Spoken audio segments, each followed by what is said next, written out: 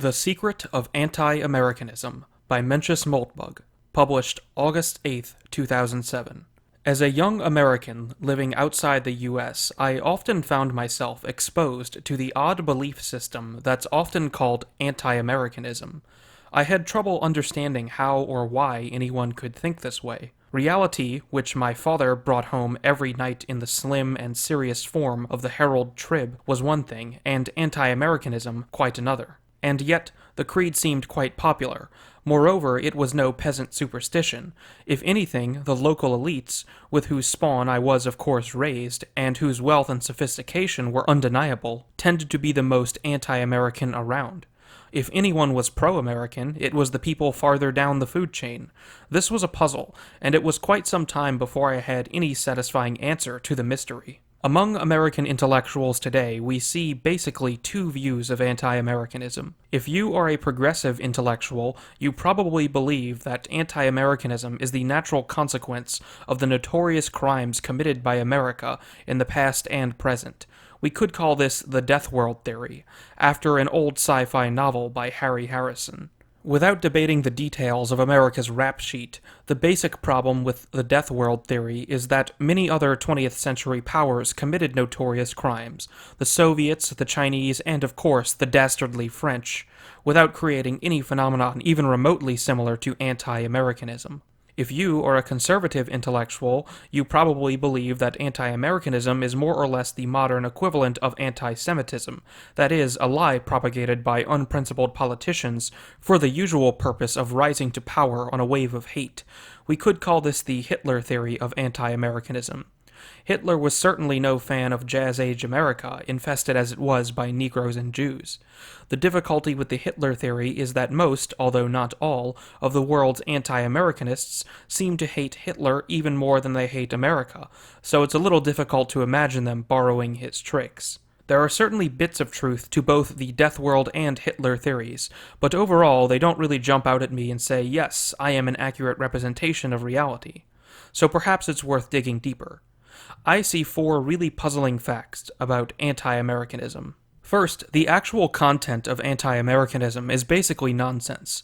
I guarantee you that if anyone capable of reading this blog got to sit down for an hour and chat with Bush, Cheney, or any of their henchmen, they would come away with an impression of an enormously likable, intelligent, and utterly sincere individual.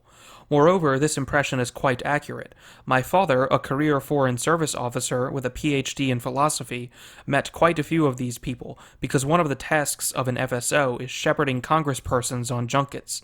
Regardless of party affiliation, all American politicians are likable, all are fairly, if seldom extremely, intelligent, and all are quite sincere in their desire to improve not only America, but also the world. Why would they be otherwise? Never ascribe to malice that which can be adequately explained by incompetence. Second, while it is not unusual for humans to believe nonsensical calumnies, anti-Americanists tend to be the best educated and generally most fashionable and sophisticated people in their countries. It is not unusual for fashionable and sophisticated people to believe nonsense, but they need a strong psychological motivation to do so. Moreover, the obvious motivation, ethnic nationalism, tends to be quite unfashionable among these same elites. Not even French anti-Americanists believe that it's wrong for America to rule the world, because France should be ruling it instead. Third, anti-Americanists don't actually seem to hate America or Americans. At least, this is my experience, though of course there are exceptions. Often the line is that the US is the greatest country in the world, or would be if it lived up to its own values.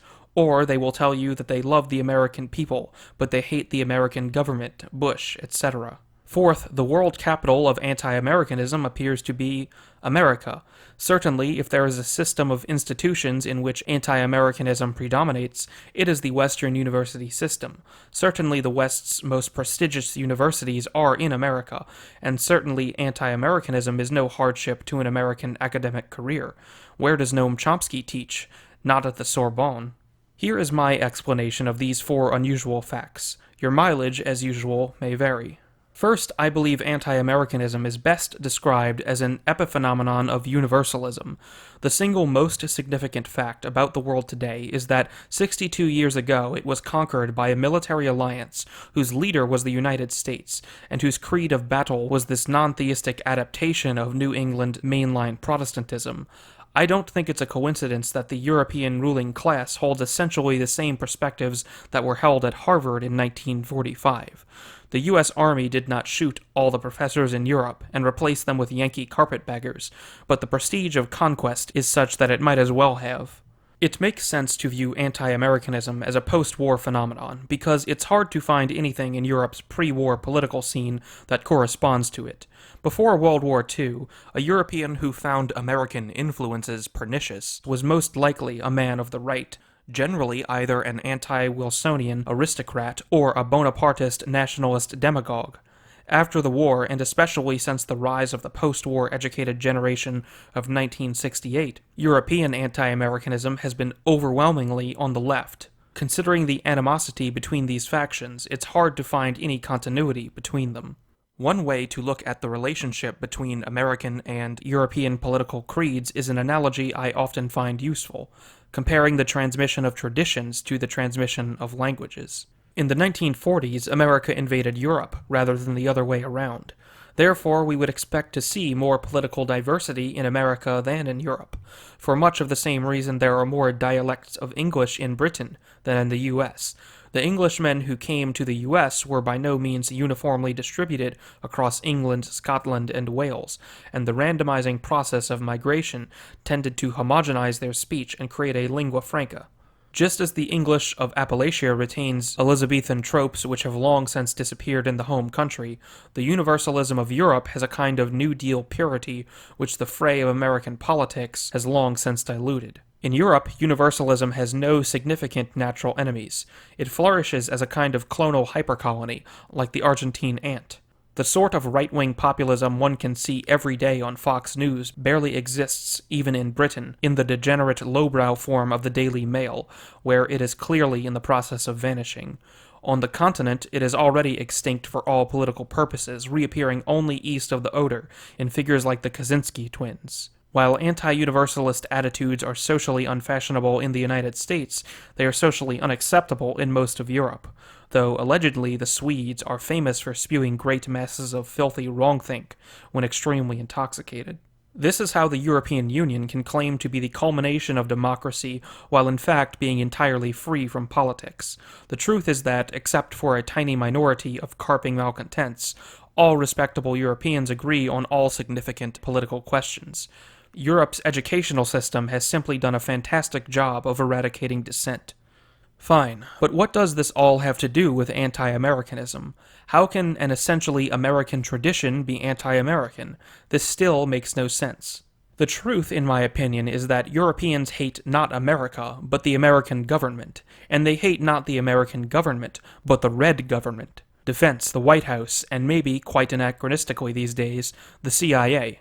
In other words, they are just like the San Francisco liberal who loves her country but doesn't trust her government. The fact that the overwhelming majority of American government employees work for the blue government simply does not occur to her in this context, and nor to the Europeans. The foreign policy institution of the blue government is of course the State Department, much as the foreign policy institution of the red government is the Defense Department. So one way to see Europe is as a client state of state, much as Israel is a client state of defense. No wonder they hate each other.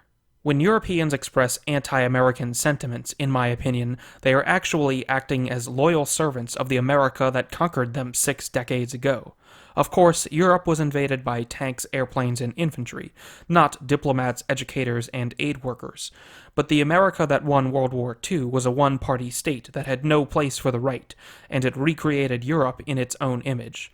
The Cold War between state and defense, eggheads and jocks, blue state and red state, broke out only after the shooting had stopped. In fact, one theory is that this Cold War is not just a Cold War, it is the Cold War. Here's another puzzle. Even long after it's become clear that the atrocities of communism met and exceeded those of Nazism, anti-communism remains our conventional wisdom. It has never been even slightly dislodged from its victory over the anti-communist McCarthyites and Birchers. There is no hint, of course, of anti-Nazism. It's interesting to read classic works of American anti-communism today, like the all-time Bircher bestseller John Stormer's None Dare Call It Treason, which sold 7 million copies in its day. From the benefit of hindsight, almost all the details in the book are correct. Castro and Mao really were communist bastards, and so on, and at this low level its grip on reality is far stronger than anything which was taught at Harvard in its time. But the overarching paranoid theory of anti-communism, the idea that all American institutions had been infiltrated by the devious agents of Moscow, strikes us as nonsensical today, and rightly so. If you can't afford a copy of None Dare Call It Treason, a bargain at only 1 cent plus shipping, you can see Eric Raymond, who is an ass but certainly no dummy, promoting this theory as recently as 2005. What Raymond sees and what the anti-communists saw was the remarkable alignment of universalism with the interests of the KGB. True enough, what they missed was that they'd drawn the tail wagging the dog. It is not that the American left was the tool of Moscow. In fact, it was the other way around. From day one, the Soviet Union was the pet experiment of the bien-pensant. It was Edward Bellamy's looking backward in Cyrillic. It was the client state to end all client states. True, the Soviet system never worked properly. Bellamy's industrial army didn't turn out to be as fun as it sounded, and in the end most Western intellectuals lost any faith that Russia, at least, was the planned society of their dreams. But if you imagine how American libertarians would react if Putin's Russia declared itself a libertarian paradise tomorrow, you may get some idea of how and why the process of disillusionment was so slow and halting. It's not just that Western intellectuals saw the Soviet experiment as a glimpse of the future. The Soviet Union was a true client state. It depended existentially on the support of its Western patrons, and its demise had much to do with the demise of that support. The Soviet system was a military tyranny, but it was not just a military tyranny. Its security also depended on a pervasive state religion, and the essence of that religion was the belief that the Soviet Union was at the forefront of human development. The fact that large numbers, often even the majority, of Western intellectuals agreed with that claim was a keystone of the Soviet political formula. Because not even the Soviets could convince their own citizens that Russia was the center of civilization. Not even the dumbest muzzik from Okhotsk would swallow this one. However, the idea that America and Europe had fallen under the domination of fascist plutocrats who oppressed enlightened social thought was not at all hard to believe, whether in Russia or elsewhere. This is why the Soviets made such Herculean efforts to maintain the support of prestigious Western intellectuals, such as the Webbs, Leon Feuchtwanger, Lincoln Steffens, and many others, surpassing any Potemkin in their production of tourism as theater. The theory of Russia as a client state of the American left helps us understand the behavior of the great communist spies of the 1940s, Alger Hiss and Harry Dexter White. Essentially, all significant institutions of today's transnational world community, the UN, the IMF, the World Bank, were designed by one of these gentlemen, whose role in passing American documents to Soviet military intelligence is now beyond dispute. John Stormer was right. Or was he?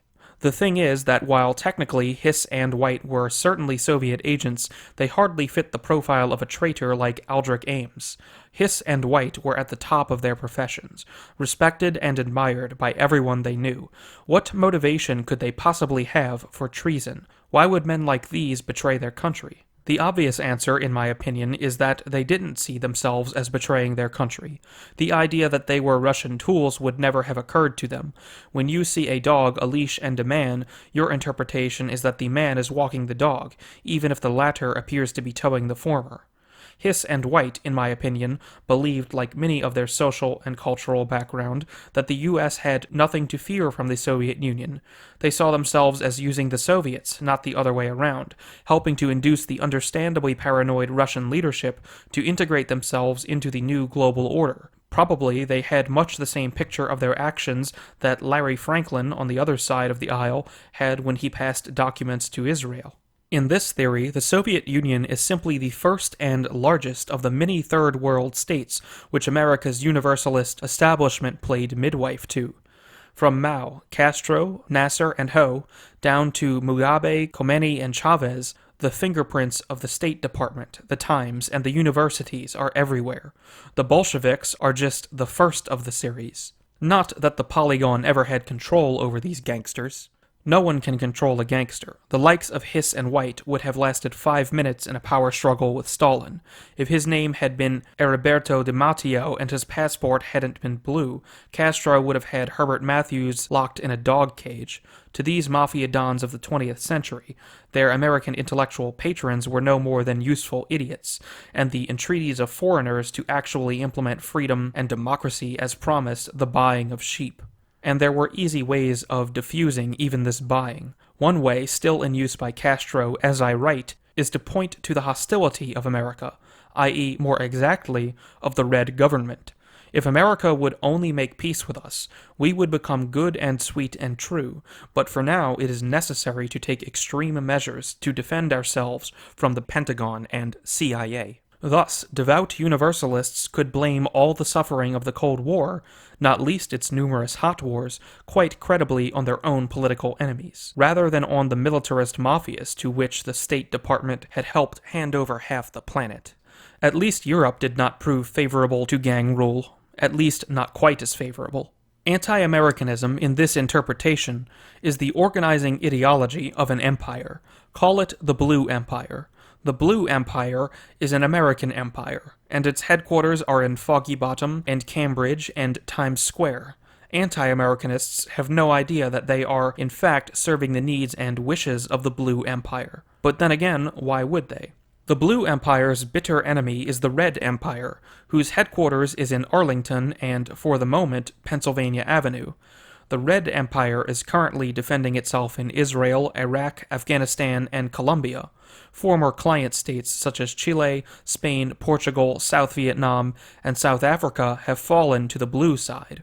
The Red Empire still has strong clients in Asia, though, such as Japan, Taiwan, and Indonesia. Meanwhile, a few countries have actually managed to escape the Blue-Red War and become independent. They have names like China and Russia. These places are doing quite well at the moment, although their continuing success is by no means guaranteed. A nation is genuinely independent of America if its domestic policies are not correlated at all with American domestic policies. Iran and Venezuela, for example, are not independent of America, not only because anti-Americanism is a huge part of their internal political formulas, it plays a much smaller, if not undetectable, role in China and Russia, but also because their regimes both exhibit existential dependence on American political forces. Iran needs the American left to defend it from attacks by the American right. The woman-stoning, gay-hanging mullahs of Iran, like other Islamic fundamentalists, don't really strike a chord in the universalist heart, except with a few real misfits like John Walker Lind. But to paraphrase Churchill, in a fight between the Pentagon and Satan himself, San Francisco can be relied upon to side with the latter. Venezuela is not seriously threatened by the U.S. military, except perhaps in its imagination. But Chavez, like the Soviets of yore, basks in the adulation he receives from the likes of Chomsky. One can assume this is a non-trivial aspect of his political formula. And then, of course, there's Palestine, the pearl of the Blue Empire. But hopefully the pattern is clear by now. From a strictly Machiavellian perspective, we have to regard the Blue Empire as a work of genius. It removes every inessential element of imperialism and strips it down to its pure functional necessities. As Saint-Exupéry put it, the machine is complete only when there is nothing left to take away. The entire process of decolonization was no more than the transfer of the Third World states from the old European Optimate empires to the Blue Empire. By shifting indirect rule from the regional to the national level, decolonization could define itself as liberation. In fact, the liberated states were left in the hands of Blue Empire advisors, who offered them aid and planned to use their countries as experiments in universalist nation-building and corrupt local thugs. Sometimes the relationship was good, sometimes it was bad. When it was good, the money flowed. When it was bad, it didn't. In every case, however, nations were not so much built as destroyed, and post-colonialism brought nothing but murder, theft, and decay. However, this was no skin at all off the Blue Empire's back. The purpose of empire is not actually to civilize the natives. That is 19th century colonialist propaganda. The purpose of empire is to provide political validation for the imperialist party back home. The old British and French empires were always money-losing propositions, but great showpieces and patronage parks for the militarist, aristocratic, conservative parties that sponsored them. But at least they provided some civilization, and at least they didn't lose too much money. The river of money that American and European taxpayers have poured into the Blue Empire has produced a neo-feudal corruption economy throughout Africa. As one Kenyan economist puts it, just stop the aid. But so what? Who gives a rat's ass about Africa? Aid makes universalist politicians look caring and statesmanlike, and that's what counts. No wonder Barack Obama wants to double foreign aid. Somehow I suspect he isn't thinking of Israel, although the legislative process being what it is, no doubt they will get a taste as well. In a sense, we see the death world theory is exactly right. Anti-Americanism is indeed the result of American foreign policy, but not in quite the way most people imagine. My favorite quote on American foreign policy is 157 years old. It was originally written about Britain, but I think the transformation is fairly straightforward. The author is the original Dark Prince of Conservatism, Thomas Carlyle, who said in his latter-day pamphlet number 4, quote, "And at all times, and even now, there will remain the question to be sincerely put and wisely answered. What essential concern has the British nation with them and their enterprises? Any concern at all except that of handsomely keeping apart from them? If so, what are the methods of best managing it? At present, as was said, while Red Republic but clashes with foul bureaucracy, and nations, sunk in blind ignavia, demand a universal suffrage parliament to heal their wretchedness, and wild anarchy and phallus worship struggle with sham kingship and extinct or galvanized Catholicism, and in the cave of the winds all manner of rotten waifs and wrecks are hurled against each other, our English interest in the controversy, however huge said controversy grow, is quite trifling. We have only in a handsome manner to say it. Quote, tumble and rage along, ye rotten waifs and wrecks, clash and collide as seems fittest to you, and smite each other into annihilation at your own good pleasure. In that huge conflict, dismal but unavoidable, we, thanks to our heroic ancestors, having got so far ahead of you, have now no interest at all. Our decided notion is, the dead ought to bury their dead in such a case, and so we have the honor to be, with distinguished consideration, your entirely devoted Flimnap, Secretary, Foreign Department." End quote. I really think Flimnap, till truer times come, ought to treat much of his work in this way, cautious to give offense to his neighbors, resolute not to concern himself in any of their self-annihilating operations whatsoever. End quote. If America were to adopt a Carlylean foreign policy, disbanding the Blue Empire, the Red Empire, and all their agents, functionaries, and administrators, I suspect the concept of anti-Americanism would very quickly enter the history books. As for the world, I wouldn't be too surprised if it actually turned out to be able to fend for itself. Of course, this is just a hunch. I could be wrong. I suppose in that case, the dead would have to bury the dead.